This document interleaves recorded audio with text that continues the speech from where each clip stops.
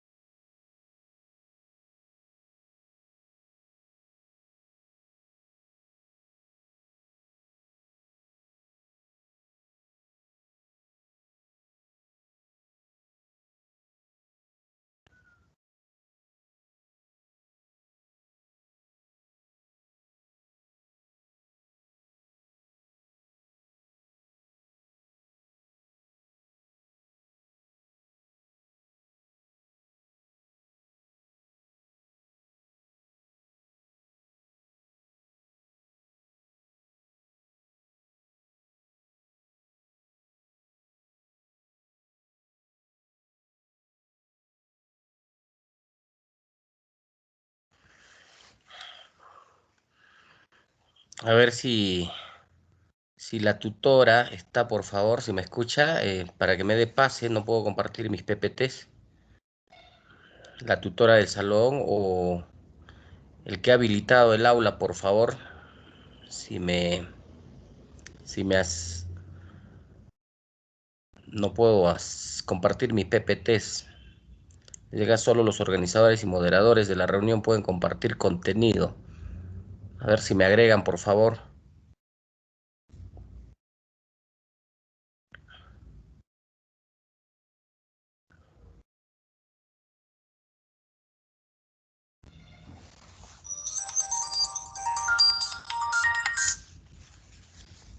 ¿Aló?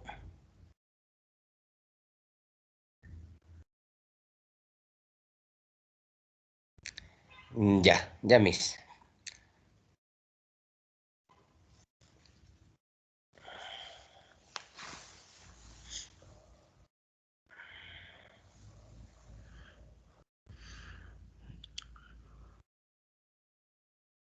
Mm, Voy a salir momentáneamente, jóvenes, para volver a reingresar, ya, para poder compartir los PPTs. Gracias.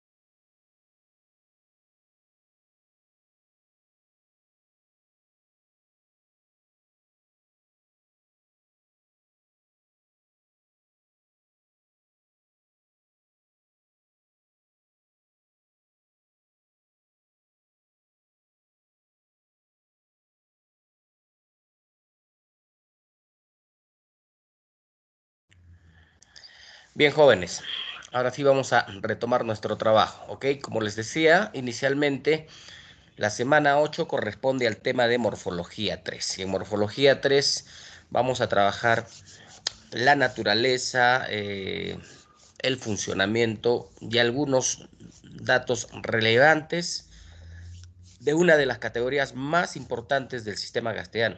Me refiero al verbo, ¿ya? Ahora sí voy a compartir la PPT. Por favor, si están observando ya la PPT, a ver, por favor, ya lo estoy compartiendo. ¿Se visualiza?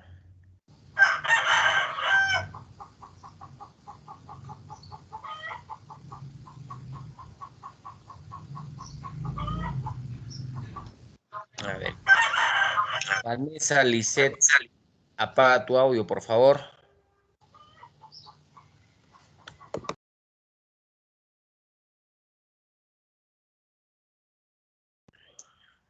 Bien, ¿ya se visualiza las PPT, jóvenes? A ver, quiero que me confirmen, por favor, para iniciar el trabajo. Sí, profesor. Ya, ok, muchas gracias. Le voy a pedir, por favor, encarecidamente a los jóvenes que mantengan apagado su audio, ¿ya? Solo cuando tienen la necesidad de participar o hacer alguna pregunta, lo pueden prender para que puedan ustedes dialogar o puedan interactuar conmigo, ¿ok? Bien, semana 8, morfología 3. Vamos a primero partir sobre la naturaleza, ¿ya? Del verbo. O sea, hoy día vamos a conocer todo relacionado al verbo, jóvenes. El verbo, miren, se resume en una sola frase. Dice, es la palabra oracional por excelencia. Dice, ¿no? Es la palabra oracional por excelencia. ¿Qué te quiere decir esta frasecita, no? Que el verbo, ¿no? El verbo, como categoría gramatical, puede ser considerado como una oración. O sea, un verbo puede ser ya una oración. ¿Y por qué ocurre esto, jóvenes? Porque para que sea oración, se debe cumplir dos requisitos. El primer requisito es que la oración tiene un sentido completo. Cuando dice sentido completo, quiere decir que nos da una idea completa, ¿no? ¿Perfecto? Segunda característica para que sea oración es que debe tener autonomía sintáctica. Autonomía sintáctica. Autonomía sintáctica quiere decir que no depende de otros elementos, ¿no? Para poder darnos a entender una idea completa. ¿Perfecto? Entonces, si yo tomo el verbo, miren, solo un verbo, reflexionan, me puedo dar cuenta que en ese verbo, reflexionan, se cumplen los dos requisitos, autonomía sintáctica y sentido completo. ¿No? O sea, yo digo, reflexionan, ya la idea está completa. O sea, el verbo, por eso que es una categoría fundamental en el castellano, ¿ya? Porque puede concentrar la idea completa de lo que nosotros queremos transmitir. Tan solamente un verbo, ¿no? Si yo digo, no, siéntate, suficiente, ¿no? Es un verbo que ya me da una idea completa, ya entiendo el mensaje, ¿sí o no? ¿No? ¿Cierto? O duerme. Entonces, miren, los verbos cumplen esa función ya, ¿no? Son palabras oracionales por excelencia, ya, porque tienen esas dos características. Ahora, si definimos al verbo desde el punto de vista morfológico, como lo hemos hecho con el resto de categorías, vamos a señalar que el verbo es una categoría altamente variable. Variable, ¿por qué? Porque presenta una diversidad de accidentes gramaticales, como lo estamos ya observando en la PPT, ¿no? Persona, número, tiempo, modo, aspecto. Tiene 5 accidentes gramaticales el verbo. Ojo que el verbo no tiene género, ¿ah? Por eso sería absurdo que el alumno me diga, profesor, el verbo canto, como termina en O, es masculino, y canta, como termina en A, es femenino. Eso es un absurdo, ¿no? Porque la O y la A en los verbos no son marcas de género. Uno, ¿por qué? Porque no tienen género. Los verbos no tienen género. Sus accidentes son persona, número, tiempo, modo y aspecto. ¿Ya? A diferencia del adjetivo, ¿no? El adjetivo tiene 3 accidentes gramaticales: género, número y grado. Y en el grado podemos encontrar, ¿no?, el grado relativo, el grado comparativo, el grado superlativo, etcétera, etcétera, ¿no? Y el sustantivo tiene solo 2 accidentes gramaticales, el género y el número. Pero miren, el verbo tiene el mayor número de accidentes gramaticales. Por eso que se hace complejo, por eso que se hace tan importante como categoría gramatical en el sistema castellano, ¿no? Incluso las personas, ¿no?, que tienen como lengua madre el inglés, el francés o el alemán u otras lenguas y aprenden el castellano, ¿no? Lo primero que ellos empiezan a utilizar en su comunicación cuando aprenden el castellano es verbos y sustantivos, porque son categorías matrices, ¿no? Y el verbo lo utilizan en su forma primitiva, ¿no? ¿Cuál es la forma primitiva del verbo? El infinitivo, ¿no? La terminación ar, er, ir. Entonces, una persona que está aprendiendo a hablar el castellano, ¿no? Eh, Suele utilizar mensajes muy cortos, muy breves, con verbos y sustantivos, ¿no? Por ejemplo, está en un restaurante y quiere pedir algún plato que él desea comer y dice, no, mozo, querer comer trucha, traer un plato.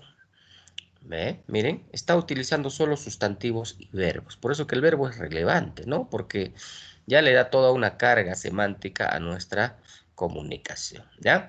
Entonces, desde el punto de vista morfológico, el verbo es variable, ¿ya? Porque presenta múltiples accidentes gramaticales.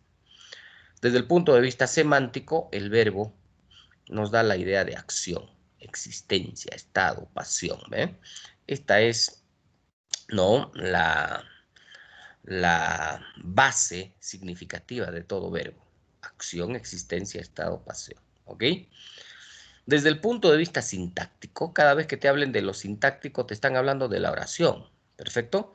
Por eso que desde el punto de vista sintáctico, el verbo dentro de una oración, ¿qué función cumple?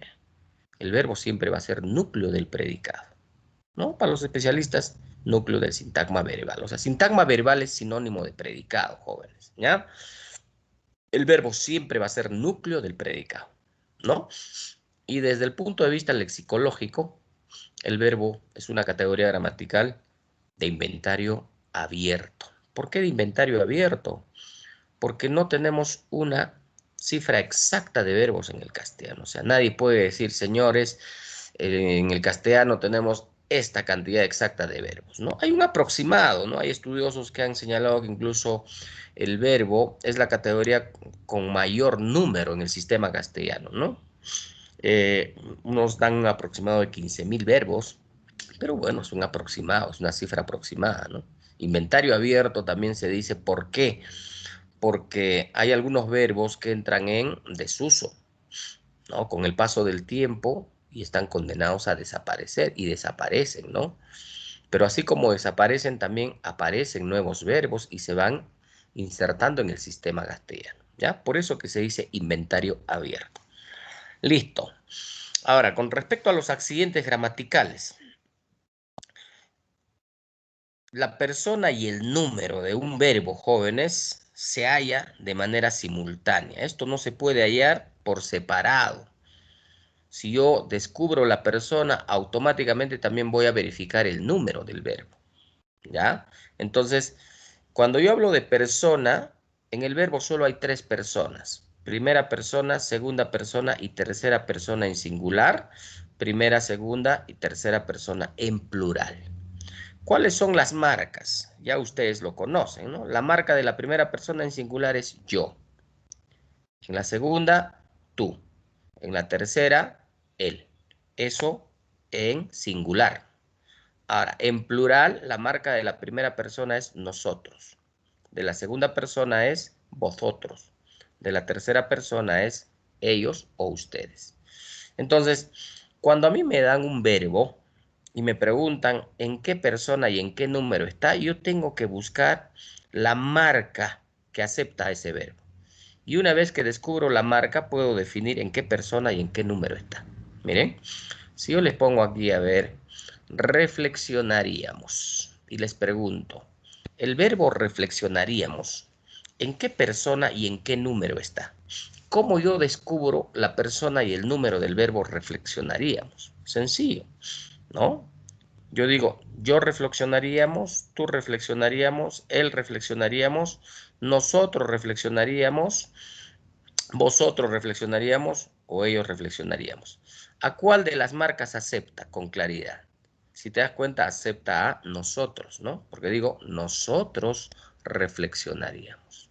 Una vez que yo ubiqué la marca, entonces ya puedo definir en qué persona y en qué número está ese verbo. Como nosotros es primera persona plural, entonces reflexionaríamos, sería primera persona plural, porque la marca es la que me define en qué persona y en qué número está. ¿Estamos? ¿Ya? A ver, canto. Voy a preguntar al salón. Canto, ¿en qué persona y número está? Rapidísimo, a ver, jóvenes, porque esto es sencillo, ¿eh? No es complicado. El verbo canto, ¿en qué persona y en qué número está? ¿Sí? ¿No escucho bien? Primera singular. Primera singular. Claro, porque yo digo, yo canto. Yo es primera persona singular. ¿Ve? O sea, no es complicado. ¿Perfecto? ¿Ya? Por eso cuando yo pongo acá investigo, es primera persona singular, porque yo digo, yo investigo, ¿no? Investigas es segunda persona singular, porque yo digo, tú investigas. Investiga es tercera persona singular, porque digo, él investiga. ¿Eh? Investigamos, nosotros investigamos, primera persona plural. Vosotros investigáis, segunda persona plural. Ellos investigan, tercera persona plural. ¿Ve? He jugado yo acá con el verbo investigar. Y el verbo investigar está en su primera, segunda, tercera persona singular y primera, segunda y tercera persona plural, ¿ya? No es complicado eso, jóvenes. Entonces, ya cuando les piden persona y número de tal verbo, entonces busquen la marca que acepta y sobre esa base definen cuál es la persona y cuál es el número. Con respecto al tiempo, tenemos el tiempo pretérito equivalente a pasado. No te olvides, cuando te hablan de pretérito, es pasado, presente y futuro, ¿no? Pretérito, lo que ya se dio. Presente, lo que se está dando. Futuro, lo que se va a dar, ¿no? ¿Cierto? Entonces acá yo tengo el verbo reflexionó, está en pasado, pretérito. Reflexiona, está en presente. Y reflexionará, está en futuro, ¿no? Ay, perdón, jóvenes.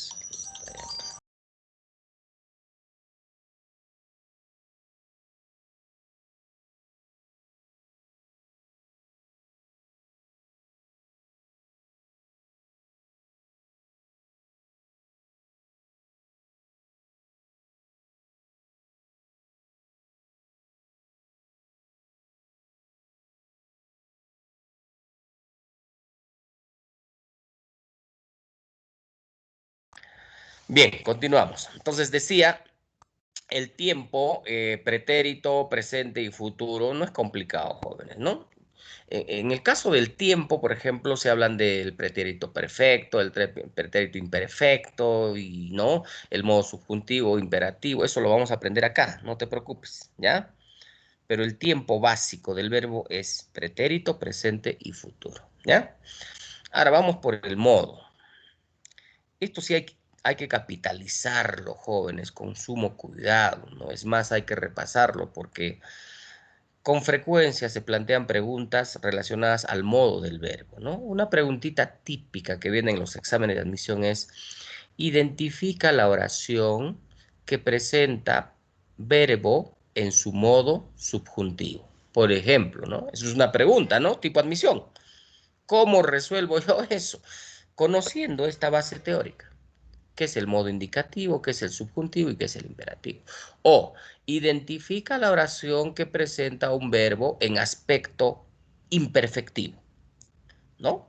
O sea, parece complicado, ¿no? La pregunta, ¿no? En aspecto imperfectivo, en modo subjuntivo. Y en realidad es sencillo. Por eso quiero que te concentres, ¿ya? El modo es un accidente gramatical del verbo. Se puede presentar en tres formas, ¿no? Modo indicativo, subjuntivo, imperativo. ¿Qué dice el modo indicativo? Dice, es el que nos habla de un hecho real. Un hecho real. Ya, pero así no lo vas a entender, ¿no? Fácilmente. Modo indicativo, te lo digo de manera sencilla, es cuando el verbo puede estar en pasado, en presente o en futuro. Eso es modo indicativo, así de sencillo, ¿ya? Por ejemplo, acá dice, Jonathan sustenta su tesis, ¿ve? Está en presente. Pero yo puedo haberle puesto, Jonathan sustentó su tesis, ya está en pasado, o conocido también como pretérito, ¿no? ¿Ya? O puedo decir también, Jonathan sustentará su tesis, está en futuro. Cualquiera de esas tres formas se llama modo indicativo, porque dice el modo indicativo es un hecho real, y para que sea un hecho real se puede manifestar en sus tres tiempos, en el pretérito, en el presente y en el futuro, ¿ya? Entonces acá no se compliquen, porque en los libros hay tanta teoría que dice el modo indicativo no es un hecho real, que se relaciona a tal cosa, que se manifiesta tal. Concreto, joven, el modo indicativo, ¿ya? El verbo está en los tres tiempos, en el presente, en el futuro y en el pasado. Listo. El modo subjuntivo. El modo subjuntivo es cuando el verbo está o nos da la idea de duda, deseo, posibilidad, fundamentalmente, ¿eh? ¿Ya? ¿Y cómo yo me doy cuenta que ese verbo nos presenta una idea de duda? Justamente leyendo, ¿no? La oración. Por ejemplo, acá, este es un delatador. Ojalá. Es un delatador de duda, ¿no? O tal vez, o quizás. Ahora, cuando yo digo quisiera, espero, ya eso es un delatador de deseo, ¿cierto? Entonces, miren, el modo subjuntivo acá dice, ojalá Jonathan sustente su tesis. ¿Ves? Una duda, ¿no? Pero si yo digo, quisiera que Jonathan sustente su tesis, es un deseo y sigue siendo subjuntivo, porque el subjuntivo nos da la idea de deseo, de posibilidad o de duda. Entonces, tú tienes que darte cuenta, ¿no? Si te dicen, identifica la oración que presenta un verbo en modo subjuntivo, tienes que ver que la oración nos esté dando la idea de duda, de deseo, ¿perfecto? Entonces, ahí está, ¿ve? Entonces, esta oración está en modo subjuntivo, por lo tanto, el verbo está en modo subjuntivo, porque nos está dando la idea de duda. El imperativo. El imperativo, jóvenes, nos da la idea de orden o de mandato. Miren, acá hay una gran diferencia, ¿no? Entre la primera oración que dice Jonathan sustenta su tesis y esta oración que tiene coma. Cuando está con coma, quiere decir que Jonathan ya es un vocativo. Y los vocativos se utilizan para dar órdenes o para hacer pedidos, ¿no? Como el ejemplo que pusimos en una anterior clase donde decía cantinero, coma, tráigame 2 cervezas, ¿no? ¿Ve? O sea, como que la oración nos da la idea de orden, de mandato, ¿sí o no? Igual acá, ¿ve? Jonathan, sustenta tu tesis, ¿eh? Es una orden, ¿eh? Porque acá hay una pausa, pues por eso tengo que leerlo, ¿no? Del modo imperativo, ¿no? Dándole la idea de orden o mandato, ¿ya? Entonces, esos son los tres modos que tú tienes que considerar. Ahora ya sabes qué es el indicativo, qué es el subjuntivo y qué es el imperativo. Ya es bien complicado que no puedas identificar, ¿no? Tu respuesta.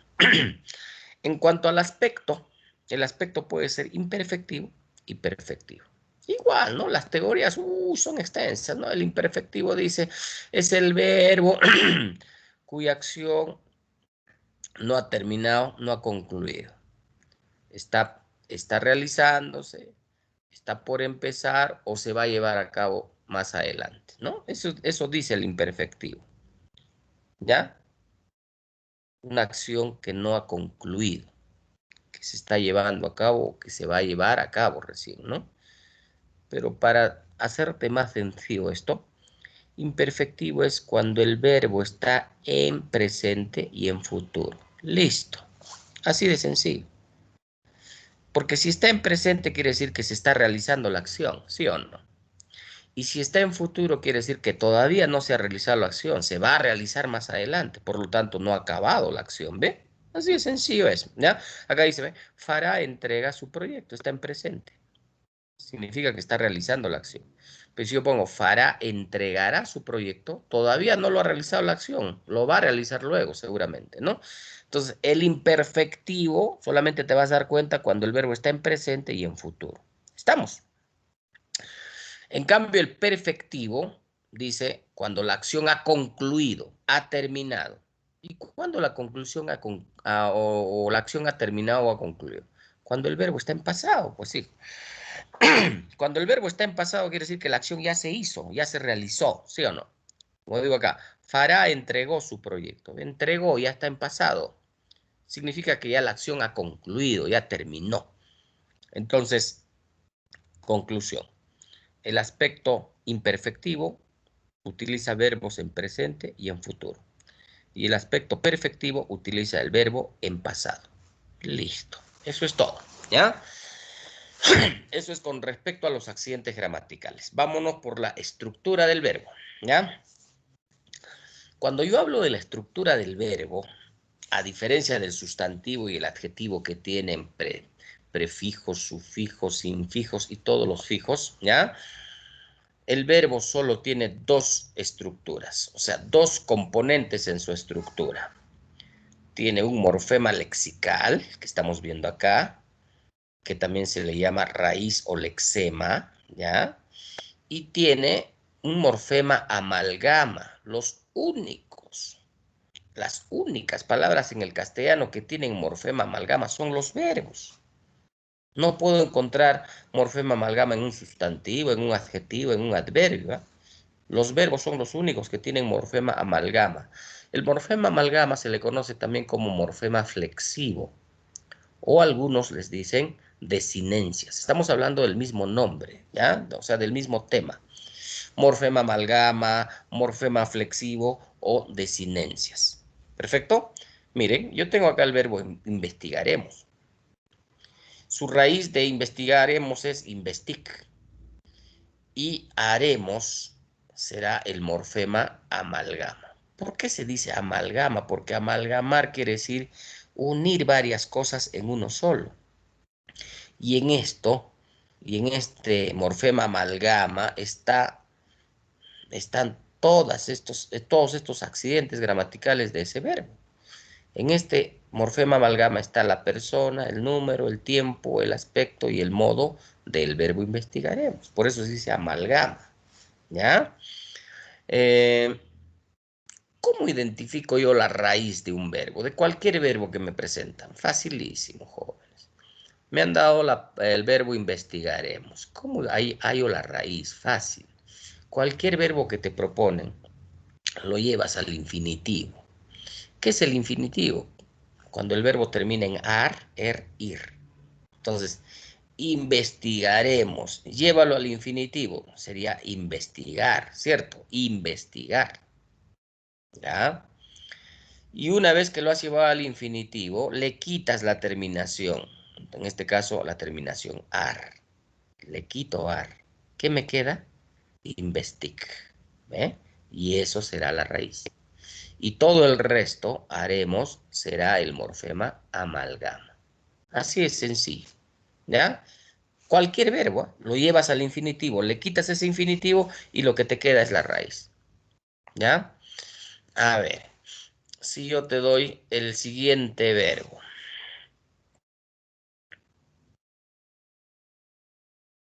Cantaríamos. ¿Cuál es la raíz y cuál es el morfema amalgama? A ver, cantaríamos. Entonces, Kant y haríamos sería. muy bien, claro. Cant sería la raíz y haríamos sería el morfema amalgama, ¿no? Pero cantaríamos. ¿Cómo hallo yo su raíz? Fácil, pues lo llevas al infinitivo. Cantar. Listo. Le quitas ar. ¿Qué te queda? Cant. Y esa es la raíz. Así es sencillo, ¿ya? Entonces, miren, acá les he planteado incluso 3 ejemplitos más, ¿ah? Correrás.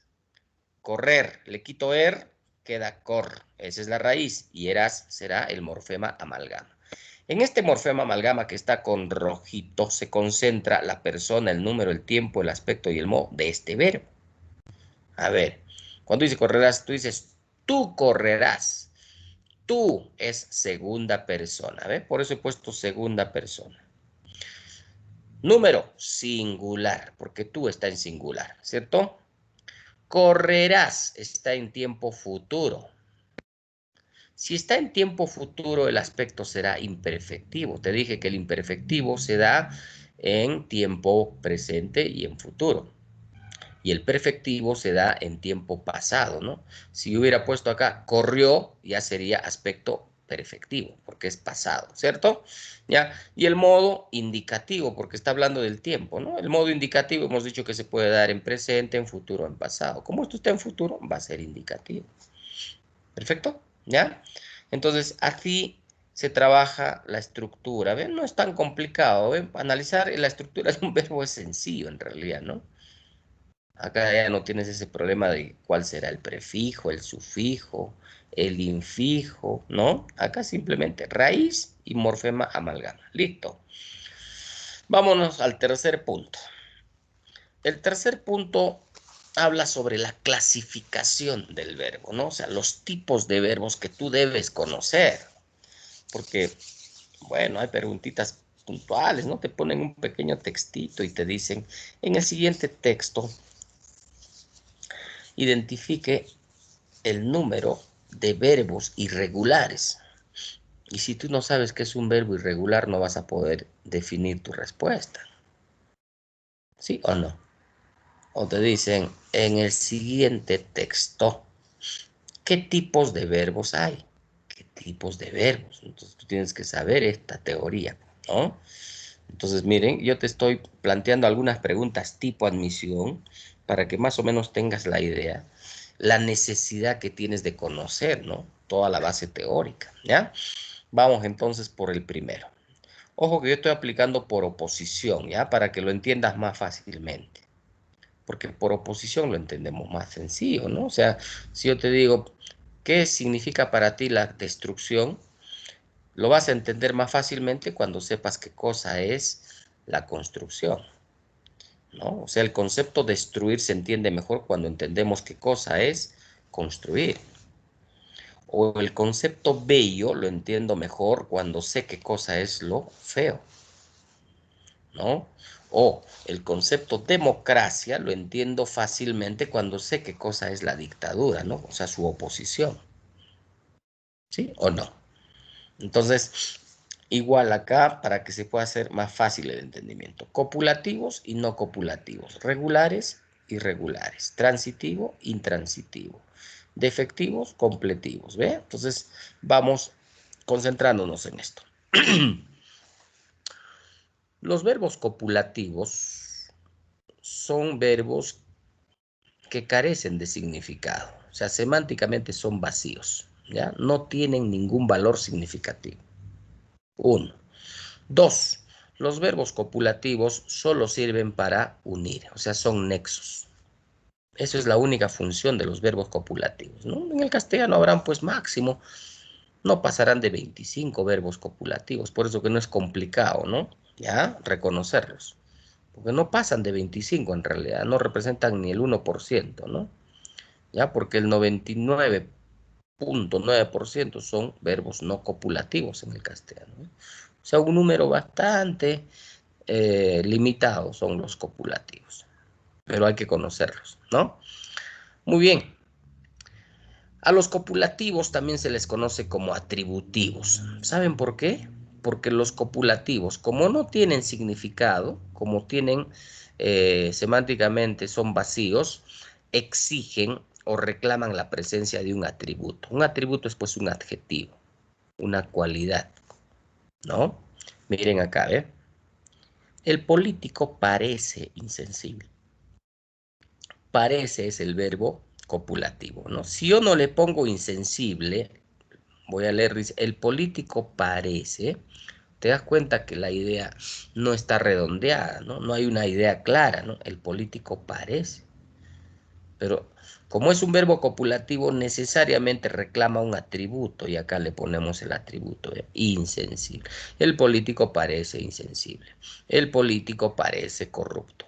El político parece sincero. El político parece, etcétera, etcétera. Puedo poner múltiples atributos. Pero miren, el copulativo reclama atributo. Por eso a los copulativos también se les dice atributivos.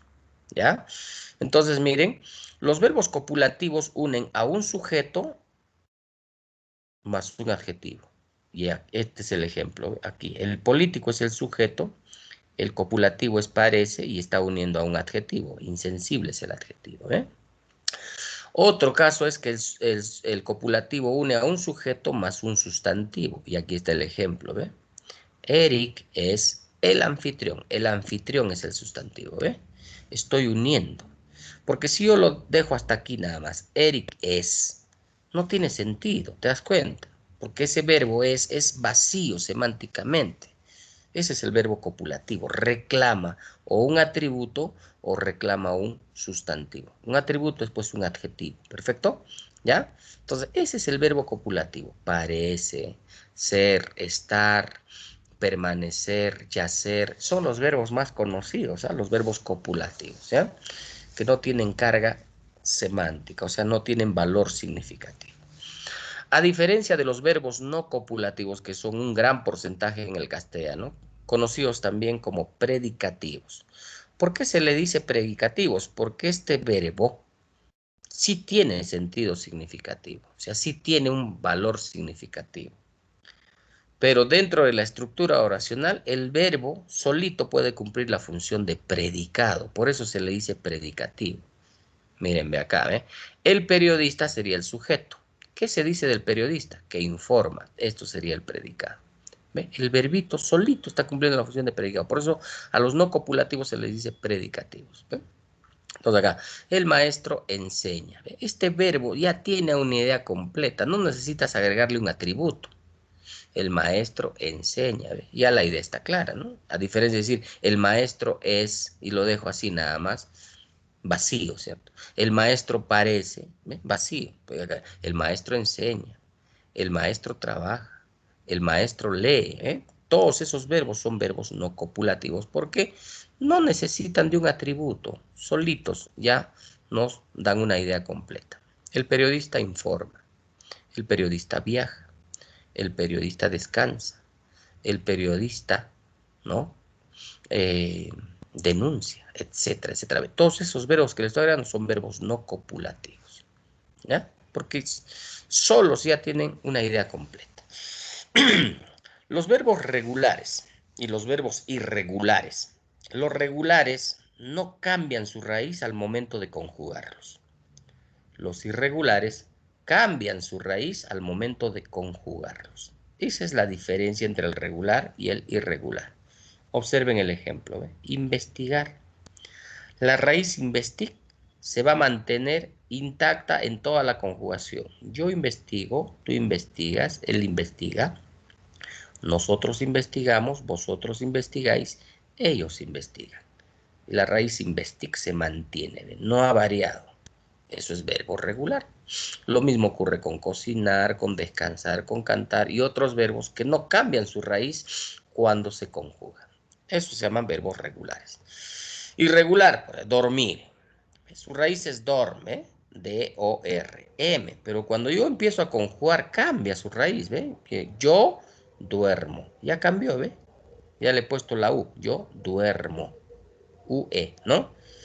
Tú duermes, él duerme, nosotros dormimos, ¿ve? Ahí recién se vuelve a recuperar su raíz, pero ya cambió su raíz. Lo mismo pasa con morir, con soltar, con satisfacer y otros verbos, ¿ya? Entonces no te olvides, ¿ya? Regular y irregular se identifica por el cambio de la raíz o por lo que se mantiene la raíz en la conjugación, ¿ya? 3. Los verbos transitivos o los verbos intransitivos. ¿Cuándo son transitivos? Cuando presentan objeto directo. ¿Cuándo son intransitivos? Cuando no presentan objeto directo. ¿Y cómo se halla el objeto directo? Esto lo vamos a hacer en sintaxis más adelante, pero te doy la idea básica, ¿ya? ¿Cómo yo hallo el objeto directo en una oración? De la siguiente manera. Yo formulo la pregunta ¿qué? Dirigida al verbo.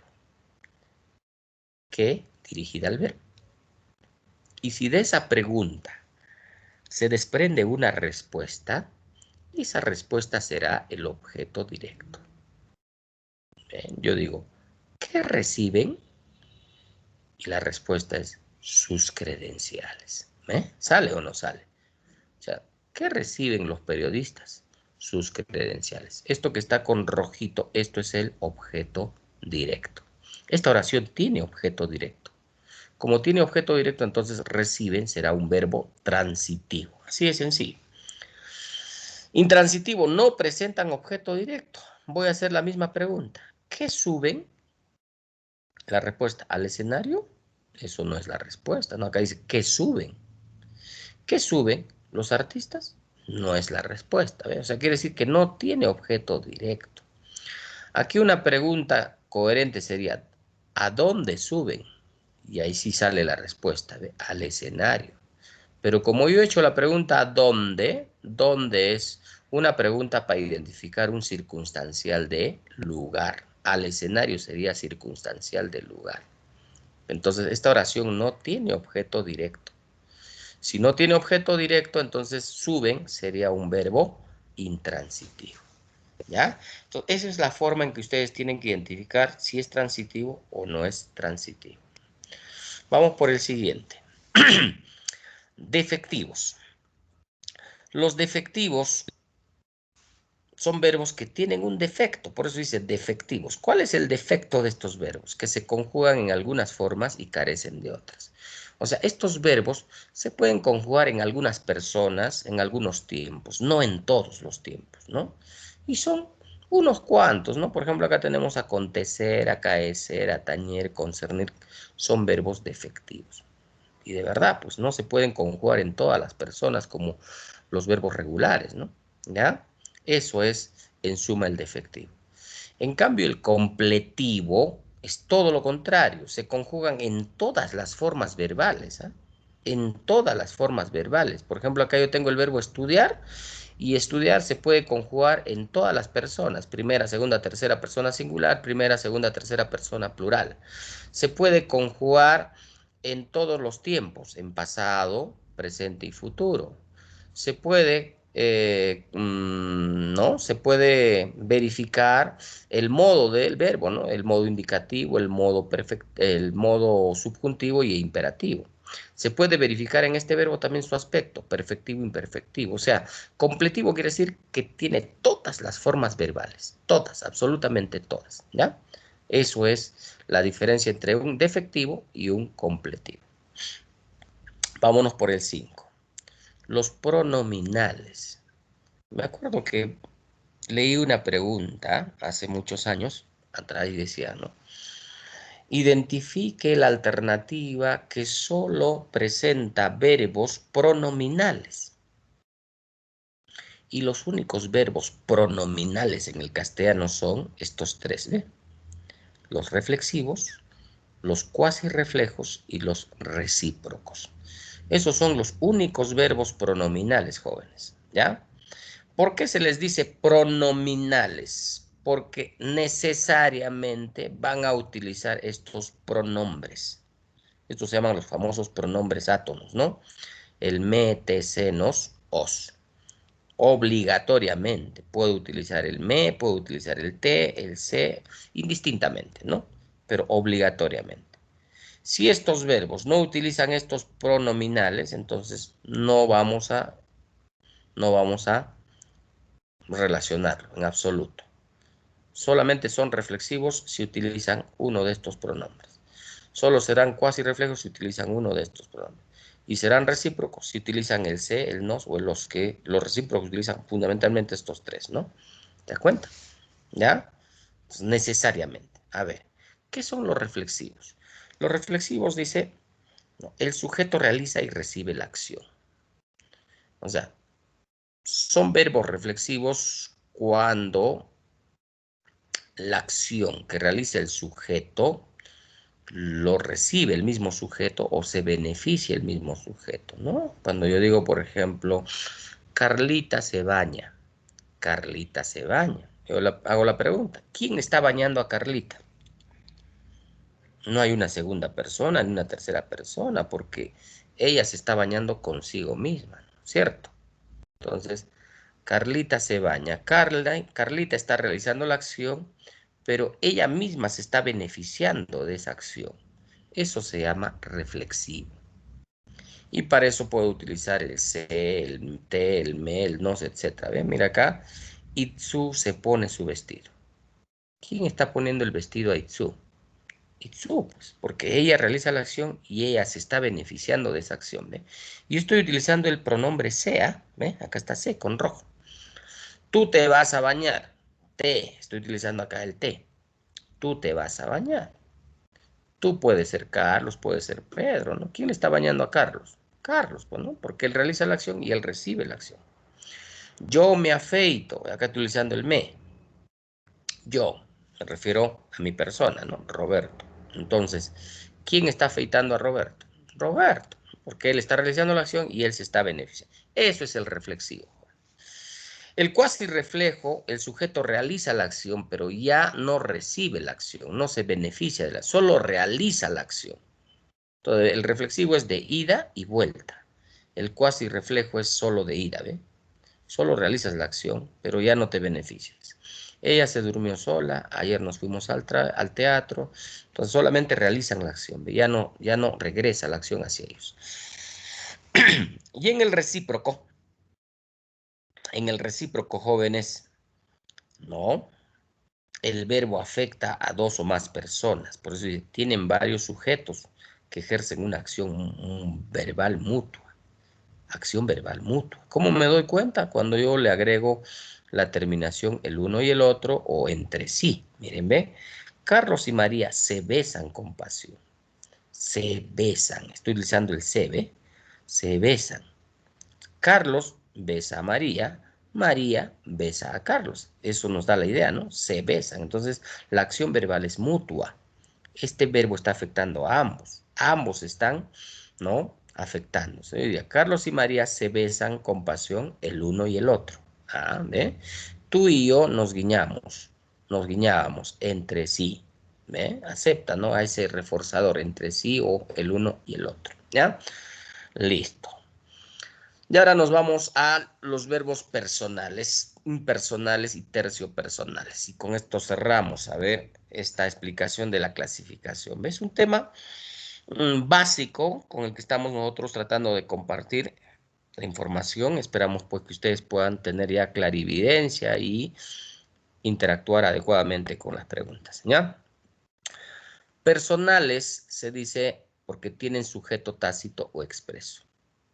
Personales se dice porque estos verbos hacen referencia a personas o a sujetos, ¿no? Acá yo tengo, miren, Meilín y Farah viajaron al Cusco para la fiesta del Inti Raymi.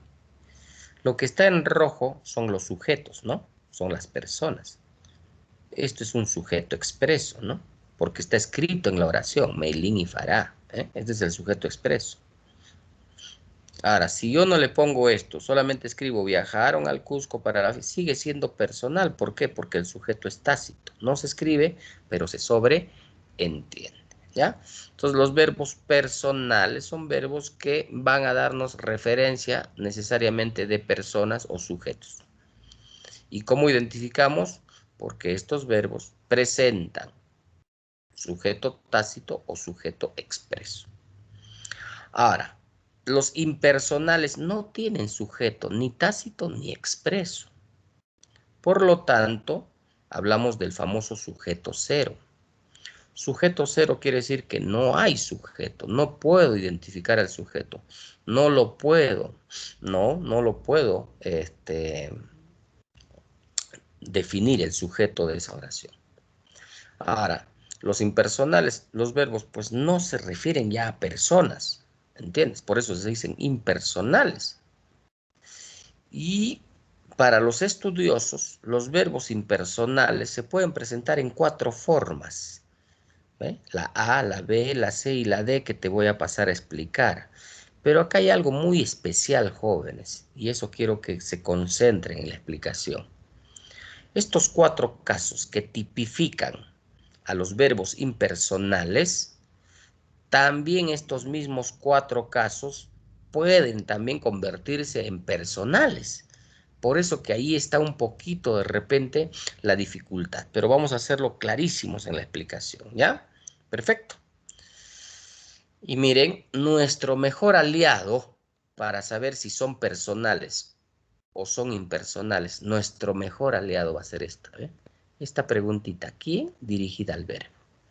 Cuando hacemos esta pregunta, ¿quién? Dirigida al verbo, nos vamos a dar cuenta si es personal o no lo es. Perfecto, ¿ya? Pero a ver, expliquemos los 4 casos. Primer caso de verbos impersonales, ¿ah? Los fenómenos meteorológicos. Los verbos que están relacionados a fenómenos meteorológicos. Si en una oración tú encuentras llover, nevar, granizar, tronar, relampaguear, garugar, amanecer, atardecer, oscurecer, etcétera, etcétera, etcétera, entonces estos verbos nos indican de que son verbos impersonales. Impersonales. Pero en algunos casos, estos mismos verbos que estoy diciendo pueden convertirse en verbos personales. En algunos casos. Miren, a ver, pregunto al salón.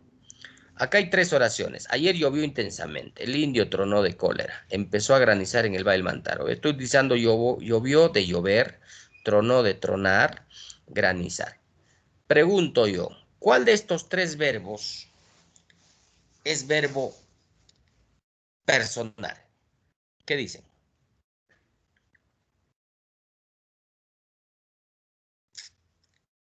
¿Cuál de esos 3 verbos es personal? ¿O El todos son segundo. impersonales? ¿Qué dicen? El segundo. El segundo. Correcto, señor.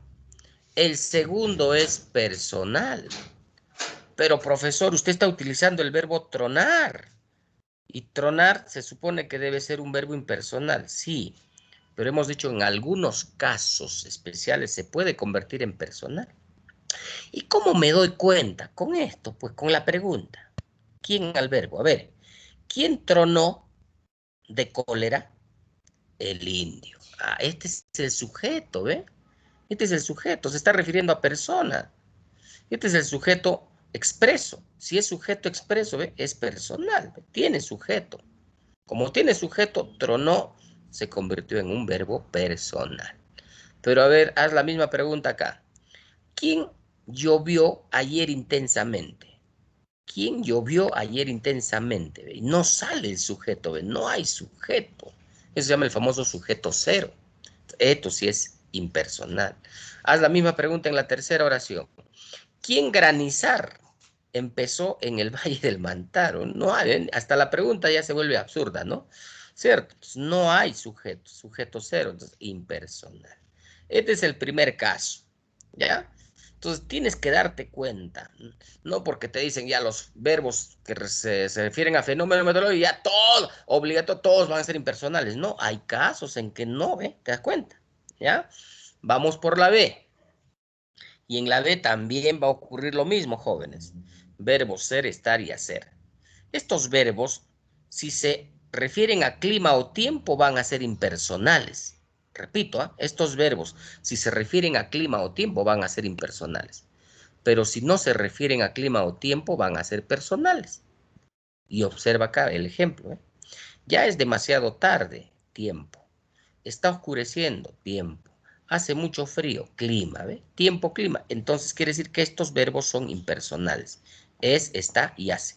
Miren, y acá yo estoy utilizando es, está y hace también. Pero aquí todos son verbos personales.